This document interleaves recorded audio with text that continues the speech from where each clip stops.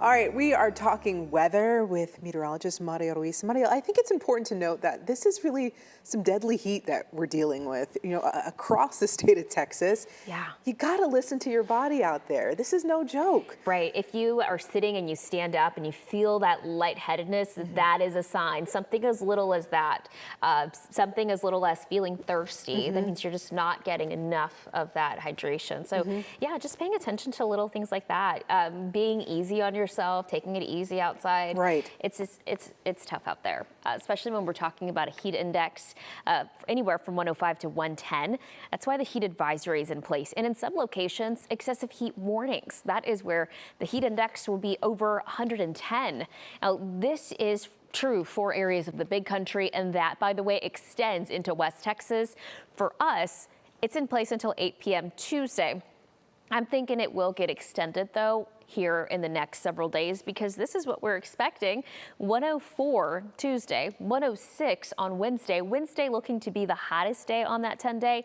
So we are still ramping up on our temperatures here the next few days. Right now, UNT is showing 92 degrees. Factor in the humidity. It feels like 104. Blue sky overhead. There is a little bit of wind out there, and that's just kind of making it feel like a blow dryer almost. 92 degrees at DFW Airport, feeling like 106. The wind is southeast. There specifically between 10 and 15. I've seen it kind of fluctuate. The humidity is still pretty elevated. Humidity is the reason why the heat index is so different from the actual temperature.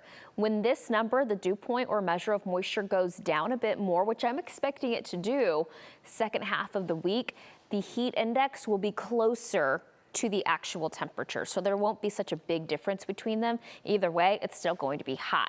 Already at 96 in Fort Worth, 92 for Decatur, 97 for Mineral Wells and in Breckenridge. Our eastern locations looking at mid to upper 80s. Factor in that humidity though. It feels like 100 in Terrell, 103 in Greenville, 107 in Fort Worth, 104 in Mineral Wells, and about 100 in Breckenridge. So these are kind of going to be all over the place, but generally anywhere between 100 to about 110 is what we're expecting through the afternoon. Your day planner showing you 96 degrees by noon, 98 degrees by 2, and I'm thinking close to about 103 for this afternoon, specifically at DFW Airport. If you're in Fort Worth, closer to about 104, 103 for Dallas, 104 in Denton.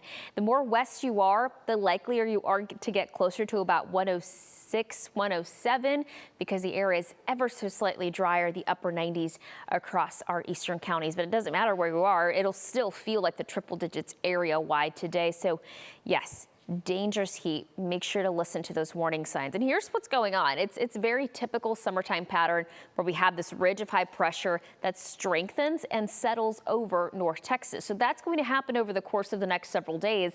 And this is what's going to limit any rain chances. It's what we call a heat dome. And this is what brings us the hot, the dry, the sunny days. But this looks like it weakens slightly over the weekend. And that's what's going to bring us a small rain potential. And it's also going to drop our highs into the 90s, which you see here on Saturday, versus the triple digits that we're expecting here the next several days.